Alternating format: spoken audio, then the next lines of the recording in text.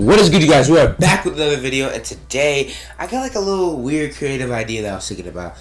So basically, what I'm gonna be doing today is I'm gonna be trying to create the best team of just rookies out of one division, and we're starting with the Atlantic Division. This is gonna give me opportunity to just talk about some different prospects that I really like, some guys that I put in the starting lineup that y'all may think is wrong because they're like second round picks or other things like that, but they're gonna surprise you next year. And comment below what record you think this team of just straight rookies would get in the NBA. Just do it at the end of this video, and when I get all 8 divisions together, go ahead and rank them. But it's gonna take a little bit for me to do all 8 videos. But today we're doing the Atlantic division. That's the Knicks, that's the Celtics, that's the Raptors, that's the Nets, and that's the Sixers. Those 5 teams are involved in the Atlantic Division. So if you like this type of content, go and like the sub on the video if you haven't already. And let's get right into it. At point guard, we have a guy that I've been high on this whole entire time during this process, and that is point guard Miles McBride.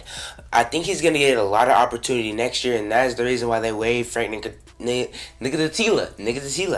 think he's going to get a lot of opportunity, especially him being he's not a defensive specialist, but that is going to be his calling card in his rookie year. Tibbs is going to love that man, and he's already showing a defensive effort in the summer league. He had a crazy play of just playing great defense for like 20-30 seconds for a whole entire basically shot clock, and it ended up being a shot clock violation. Obviously, it was a defensive possession, like as a team, like it was really good team defense, but it was really started by Miles McBride because he can be that guy on defense a lot of the times, and he can be a guy that can really start something like that. So I like him.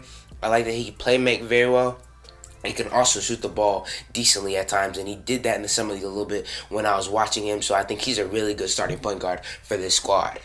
Here's him on a pick and roll against the Pacers. Just a nice pass back for an open 3. The 3 form is looking nice, man. And then here's another highlight of him pulling up for a nice smooth mid-range off the bounce against Scotty Barnes.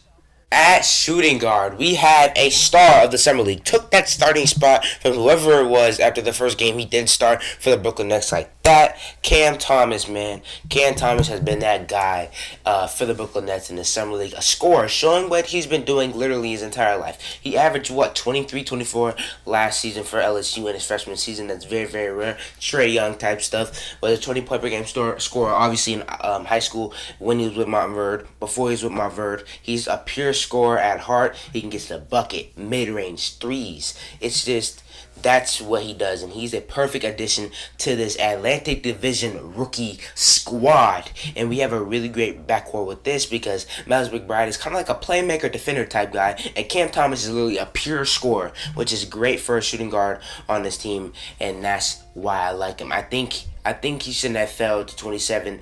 Like a guy like Josh Primo, that's what I was talking about the other day. Like, he's just going to have more expectations because I think a guy, Cam Thomas, is better than Josh Primo. In my opinion, there's literally nothing that showed me that Josh Primo is a better basketball player than Cam Thomas. And Cam Thomas is going to be a great player for my Atlantic Division hypothetical team and also the Brooklyn Nets in real life in the regular season.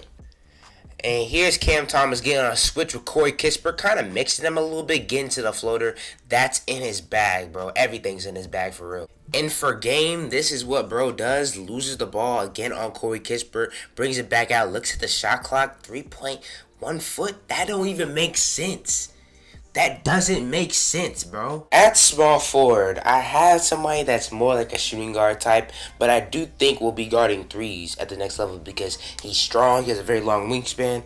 That's Jaden Springer. Jaden Springer, I think, will be a 2-3 more than a real 1 ever in the NBA because I don't think his playmaking is that great. People are starting to compare him at the end of the draft prospect to a guy like Josh Hart more than to a guy that handles the ball a lot, and I think that may be a better comparison. His shot has looked very, very weird in this summer league. It's looked hitched. He's supposedly been working out with Markelle Fultz's shooting coach, which is like maybe the last guy I would ever want to work out with. Literally, the last one. But I don't know. He has other traits, other great traits other than shooting, and he brings more to the table. He's a great defender, great rebounder, a great passer in transition specifically, and has been doing decent in summer league. Didn't play great in the game that I watched him when he was playing the Mavs. The team played great. He didn't play great. Had an air ball three once. He got to his spots a couple times, and being aggressive as a rookie in summer league is what you're looking for. You're not looking for the makes as much, but he was being aggressive, getting to his spots for pull up mid ranges and floaters, which so I like that, and he was doing good on defense as well. Shout out to Jaden Springer, our small forward on the Atlantic Rookie Division squad. Yeah, I hope he has a great rookie season, but I do think the Sixers, that was the wrong pick for y'all. He was being aggressive on his mid-range jump shots all day while I was watching him, and here's one of them that he made. And here's a great defensive possession by the Sixers. And look at Jaden Springer in transition. Great body control for the layup, man. The power forward. We have the best player on this team, and that is Scotty Barnes at the number 4 overall pick for the Toronto Raptors. I was surprised for a lot of people on draft night. I thought it was a potential that could happen, but I was pretty sure that was going to be Jalen Suggs going to the Toronto Raptors, and then Scotty Barnes falling to 6 going to the Thunder, because I thought that would have been a better fit than him going to Orlando. But he ends up going to Toronto, and it just makes everything look a lot different, because he can bring like a small ball 5 look. He can bring a big point guard look next to a guy like Fred VanVleet or Gary Trent Jr.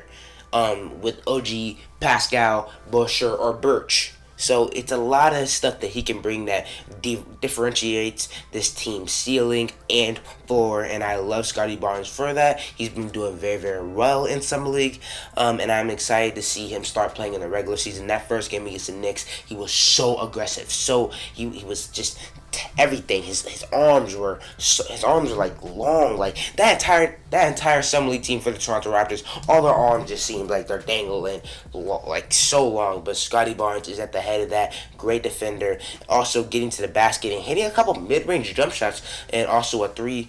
Shout out to Scotty Barnes, man. He's gonna be very good in his first season.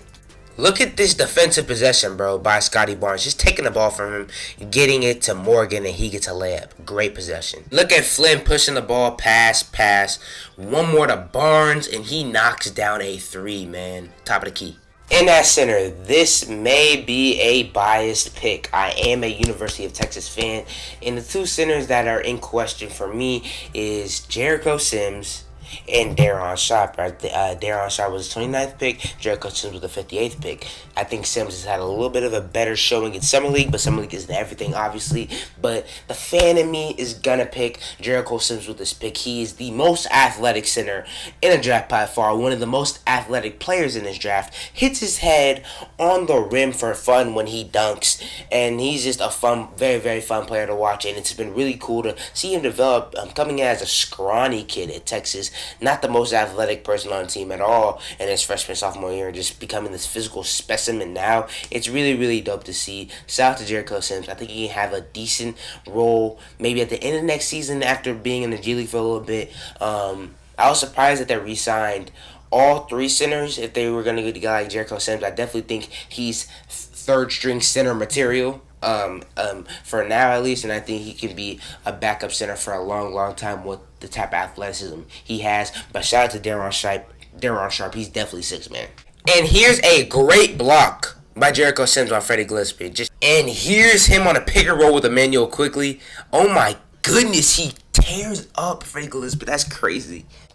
Alright guys, that's all I got for you guys today. If you like this type of content, go and like and sub on the video if you haven't already. Comment below who you think is the best player. Do you think I should have picked Daron Sharp over Jericho Sims? Probably so. I'm a biased Texas fan. What can I say, man? But off the bench, if I had to pick like 2 honorable mentions or 2 bench players, I'd pick Quentin Grimes.